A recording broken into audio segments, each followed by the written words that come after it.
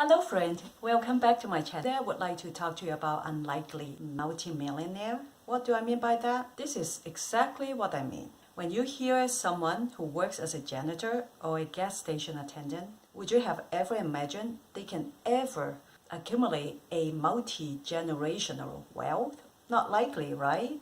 And in this story, I'm going to show you how someone has made it happen. The story that I'm going to share with you is about a gentleman named Ronald Reed. He died at age 92 years old and left behind almost $8 million to charity. The unique part of his story is he has never been a high-wage earner. He wasn't a doctor, lawyer, banker, or broker. He spent most of his life working as a gas station attendant and a janitor. And also, he didn't inherit any of his multi-million dollars. We all know that gas station attendants or janitors don't get paid that well. Usually about minimum wage. They probably live in poverty.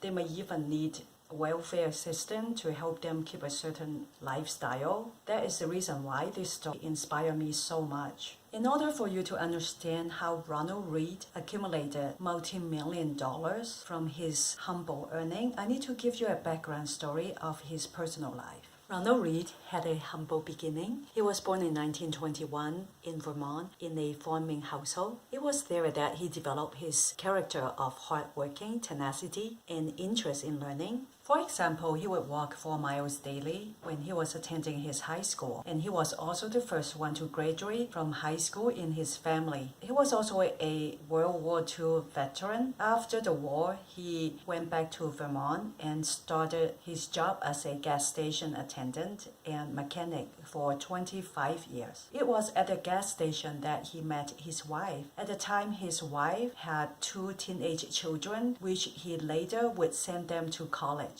After he got married, which was in 1960, he purchased a home for $12,000. That would be the place where he lived with his wife and 2 stepchildren for about 10 years. And unfortunately, after 10 years of marriage, his wife died of cancer. And after that, he has never remarried. After his wife died, he didn't remarry. And after working for about 25 years at a gas station, he decided to retire. But it didn't last long. A year later, he got too bored. So he took on a job at JCPenney as a part-time janitor. He worked there for another 17 years before he really retired in 1997. Reed's hobbies include wood chopping, stamp collecting, and coin collecting. He frequently drove his car to his family homestead to store his firewood that he chopped there. He also enjoyed looking for tree branches on the ground to use for his wood-burning stove at his house. His simple luxury for the day would be visiting a local coffee shop,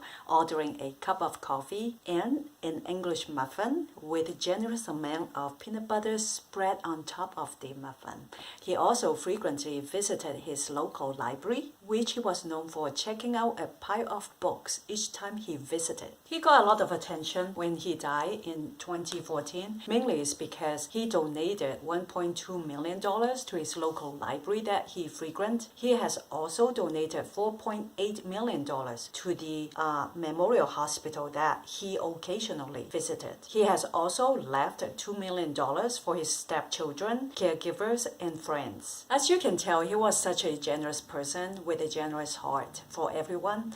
I wish he could have been nicer to himself, living in a more comfortable home and working less hard and just enjoy life a little bit more. But let's dissect how he got to be so wealthy. Let's look at how he built his multi-million dollars fortune with his humble income.